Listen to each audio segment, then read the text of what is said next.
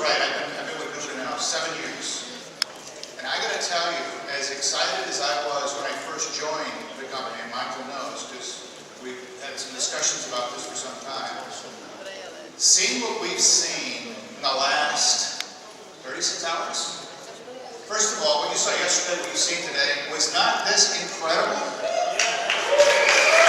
This is what we've dreamed about. This is what we've always wanted to have. And Michael has delivered on the promise that he made all of us regarding DubLi and where we're going into the future.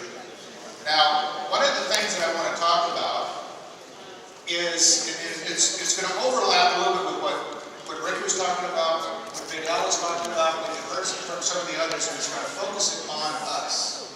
When I say us, that's us in the field. There's some trainings that we've been through, and it talks about what makes great companies, and what makes great leaders. And in the process, as you go through this, it talks about the individuals, the people that are great leaders in companies today that we recognize as great companies, and the things that they achieved and where they came from, when at the time, both the companies and the individuals you would assume that they were either no different than the other individuals around them at the time, the companies were no different than the other companies around them. So what made them do what they did? What made them great companies? What made them great leaders? What was it that made what most people consider ordinary, average people as successful as they became, and what most people would perceive to be ordinary, average companies, great companies? Jerry's talked about the book, Good to Great. What made those companies great? What made people who came on the scene, whether you talk about, like in the U.S., Martin Luther King, Steve Jobs, you've got the Wright brothers, within those respective areas. When you look at Martin Luther King during the civil rights in the U.S., there were other people that were better speakers, better educated, the people that had more going on for them in terms of companies. You've got companies like Nordstrom, Southwest. When you look at them in their entry point, when they joined the business, the industries that they were in, there were other people, there were other companies that were doing what they were doing and doing it better. So what made the difference? What made them have the ability to change societies? What made them to change what happens in people's lives? Because they had that impact. When you take a look at what people do, when you take a look at what companies do, and you look at the qualifications any of them had at the time, they had nothing that, at that point, distinguished them as unique. One of the examples that went through one of the trainings that I took a look at was a company like Apple. And so when Apple came on the scene, there was a lot of companies that did what Apple did. And there were some companies that actually did it better than Apple. So what made Apple become the rising star that it is? There's a program called TED.com. I've become a very strong advocate of it. I mean, it's an amazing program. It's a gentleman by the name of Simon Sinek. And he had a way of explaining what was truly unique about the individuals and truly unique about the companies that became these giants. And as he took them through, he talked about what he called the simplification of the why. Now, what's interesting is in our industry, we've always told people your why has to be huge. You've got to have a big why to be able to overcome challenges that will happen in our industry. Now, I'm going to give you an illustration. This is a simple little video illustration, and I'm going to walk you through where it impacts us and where we stand today.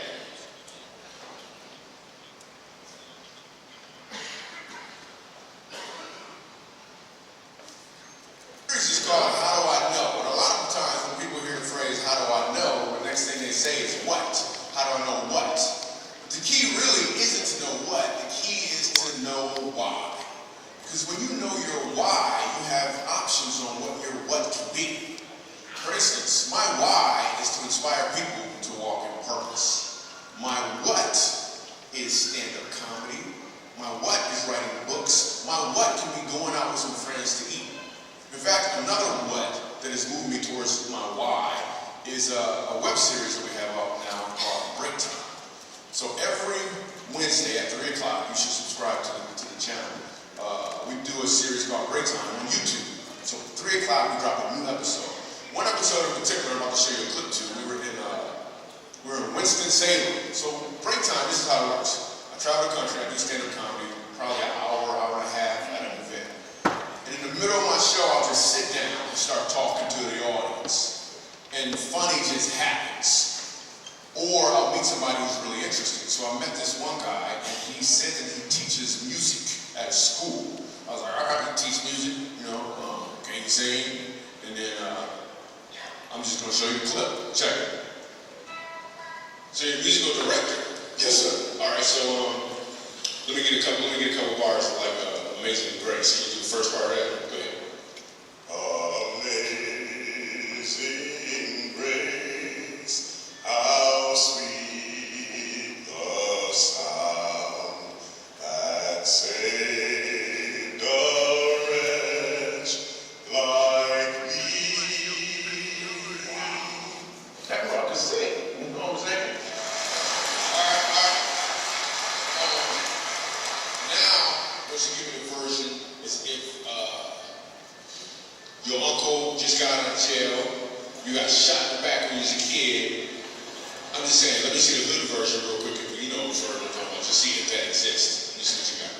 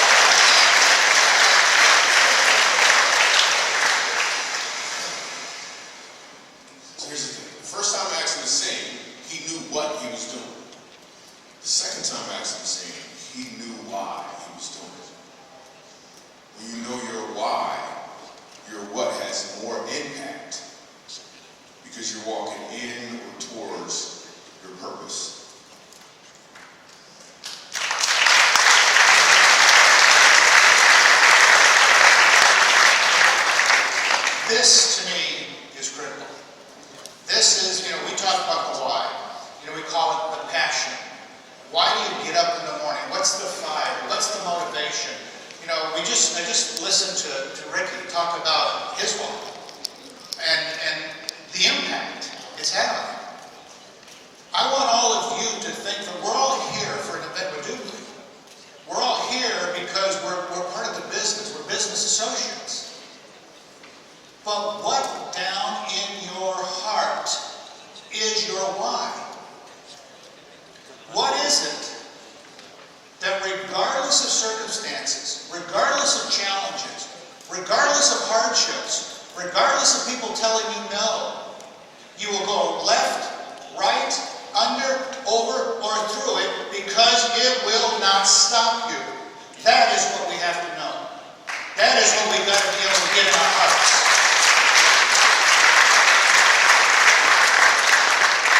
But I'm going to give you even better news. It's exactly the same thing for our customers. And I'm going to tell you why. We're in a unique historical position today.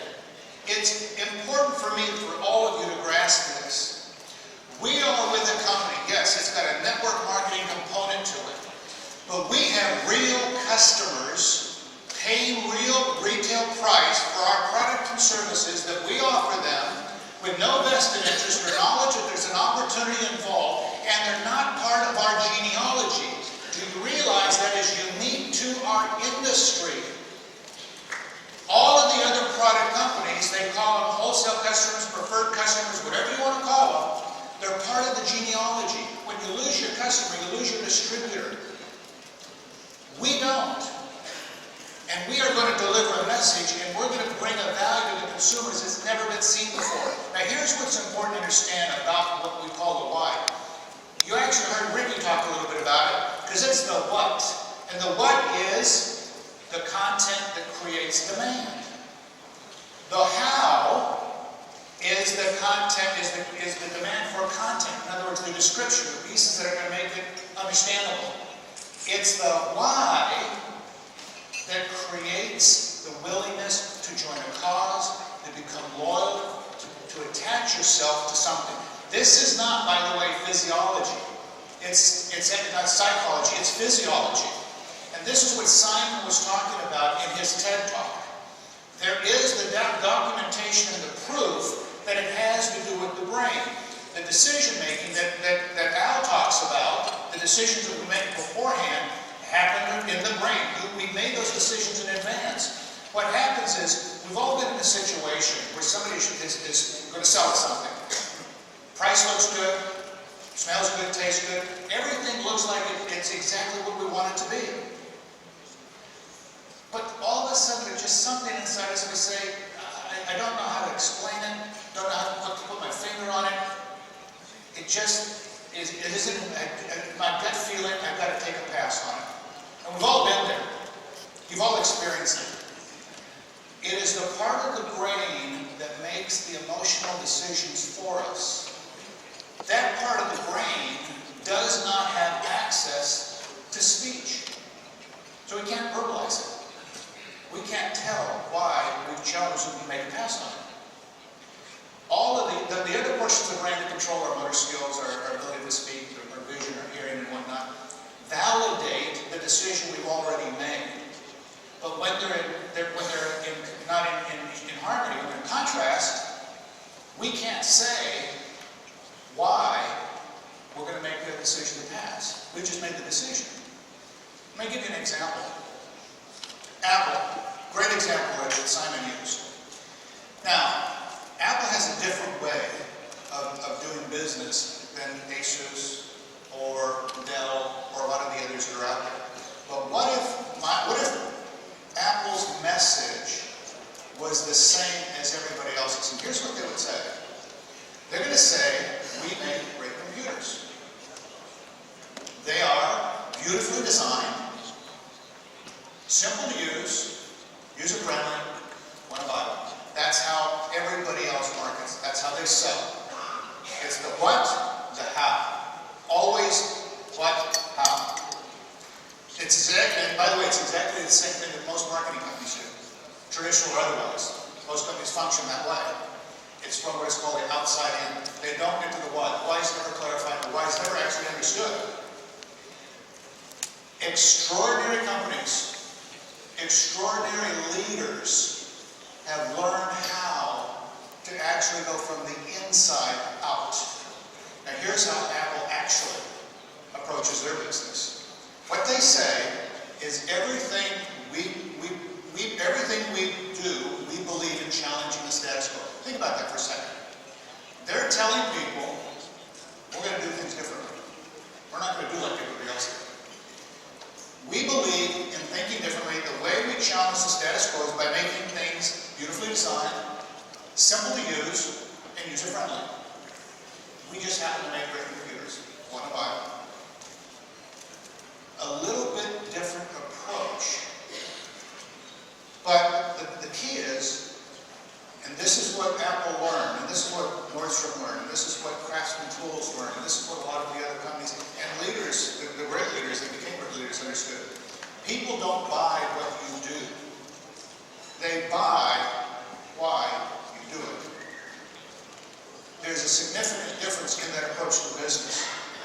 You see, Apple, in terms of their products, in terms of their process and whatnot, there are other companies out there that produce as good a product as they do. But it's only Apple that when they release the new phone, when they release a new software, when they release a new product, that has people lined up for days around the block to be some of the first to buy the product. Dell doesn't, Asus doesn't, the others don't. So the secret is that customers, their people, do business not with those who believe in what they do, but those that believe in why they do it. How does that impact us? Now, yesterday and today, we have seen some incredible things released from the company. The company has delivered. They've delivered on what we as distributors in the field, business associates in the field, have asked for. The advantage that DubLi has versus all the other companies is the network marketing component. Folks, that's us. We have the ability to move faster, stronger than any other company that's out there. That's why network marketing has been as strong as it's been in years, because you can move from 0 to 60 so much quicker than the traditional world, where you got to spend literally millions of dollars in advertising, all the things that come along with it. So how do we take advantage of it? Recognizing the fact that we have retail customers. Because those of you that have heard trainings that I've done before, been on calls that I've done, I've always talked about the exit strategy for us in the field of business associates, which is unheard of, by the way, in network marketing. You don't teach a distributor network marketing, an exit strategy. We can because we have retail customers, not part of the genealogy. And so when we have a financial number in our mind, whatever it is, pick a number, 5,000, 50,000, 100,000 a month, whatever you want, when you see that number is 100% funded from your back office by retail, personal, and organizational retail customers, technically speaking, you're done. Because they're not part of our business. They don't care there's a business. They do what they do because it brings value to them and their family. Technically speaking, we could lose our entire organization member factor income. You can't do that selling nutrition, skincare, juice, whatever, I don't care, you know, it doesn't matter. Can't do it. We can't here because Michael and the management team of DubLi have created something I believe is historical, revolutionary, and will be the next business model that everything else will be added to.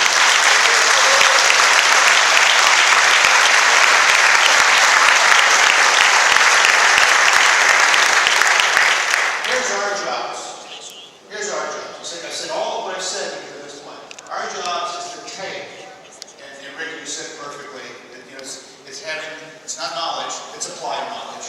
We got to take what we've gathered from this event. When we go home, we got to go home with our hair on fire. We got to go home and burn it up. And we got to deliver the message. And here's the message. Because whether we're talking to a business associate, potential business associate, or a customer, their wants, their needs, their desires are the same. It doesn't matter what language they speak. It doesn't matter what country they're in. What is important to people? It's the same thing I've asked, you know, some of us were talking earlier today. What's important to you? It's your children, your grandchildren, your spouse. It's your lifestyle. It's your health. It's the ability to know that you can deliver on the promises you made to your family. Our jobs, our descriptions, all the things that we've done in the past are a vehicle to be able to have the money to do those kinds of things. So when we talk to a potential business associate or a customer, it's the same. In other words, their desires, their wants are the same. Our customers, and I'll use the U.S. as an example, you know, if it's a young family, they have children, all parents want their children to go to university, go to college. We also know, especially in the U.S., the price of education is going through the roof. It's crazy. There are graduates today that are a decade and 2 decades in debt. There are parents today that don't know that their children will be able to afford to go to college, or even if they have any money to be able to help them go to college. But what if we were able to show them the ability to create a family fund without having to scrimp and save, doing exactly what they do every single day of their lives, otherwise. Nothing's dramatically changed. So that when their children are old enough, they'll have some money in that fund to help them go to college. There are husbands and wives working today. All the money that they earn go to ends meet. They never have enough money to take the family on a nice vacation and create the memories that all parents want to have with their children. There are people today working in jobs as greeters in stores because they cannot afford to retire. There are people today that have to make decisions between medical requirements and food. There are people today that are just concerned about having a nest egg set aside for emergencies that come up, because emergencies do come up. There are people today who would love to have just a little extra money so that they could, in fact, have a nicer car, have a nicer house. There are people today that would like to have some extra money to fund maybe a charity, a nonprofit, a ministry. It doesn't matter. It's whatever they are passionate about. So when we talk to them about being able to create a family fund, and the method that we use to help them get that, by the way, we call it cashback. Doesn't matter if what store they're shopping, what travel agency they use, and all the other products and services DubLi will roll out in the months and years to come, and they will. Where do you think the loyalty will come from versus us trying to say, DubLi, you need to use us instead of eBay, you need to use us instead of Amazon, you need to use us, whatever. We are part of the family. We are going to bring value to families, their children, their spouses. We are in a historical situation that's going to change everything. This is a win-win-win proposition. The customer wins. The business associate wins. The company wins. There are no losers in our business. What we have to be able to do is to deliver the message correctly. The education that Ricky was talking about through the academy. The simple words that Big Al taught everybody today to use to get people's attention, to open a conversation, start a dialogue. Especially today, if we start with the premise of a consumer, I mean, what a great way to open those doors and bring literally tens of thousands, hundreds of thousands of customers into our business. It's up to us, folks. The company stepped up. Michael has stepped up. The management team has stepped up. And they're delivering on a first-class foundation for us. Now we need to match it. As business associates, we need to start a fire that goes around the world, that people will see us coming, and they will already have the message being delivered, that where did they come from, what are they doing, we got to get on board, because if they don't, they're going to burn through this town, and we want to be on board that train, let me tell you. For me, I'm incredibly excited. I'm waiting. I can't wait, so I will have to rush out. I'm waiting when this is finished, and we go home. We got some work cut out for us. We got some people to talk to. We've got a story that we need to get out, but we've got to get the story out correctly. We need to tell the story properly. We don't need to embellish it. We don't need to change it. We don't need to enhance it in any way. What we have is the best that's out there. What we've got to do is we truly have the best opportunity, but the best opportunity delivered incorrectly or left alone completely has the same value as no opportunity.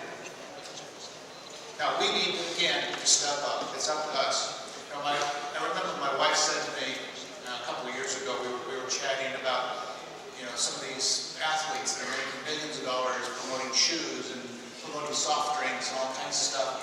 And she says, and I made some off-the-cuff comment about, it's too bad I wasn't, 6'9" or, whatever, could jump or whatever, I could, make millions of dollars doing that. Just endorsing the product. She looked at me and she goes, are you crazy? What do you think you do today? We have the ability to make millions of dollars endorsing a product. What is the product? DubLi. We have the same ability as a movie star, an athlete, whatever. They're not going to open that doors for us, folks. We don't have that opportunity to get a shoe contract, get a soft drink contract. We have our contract. It is with DubLi. It's up to us to make that happen.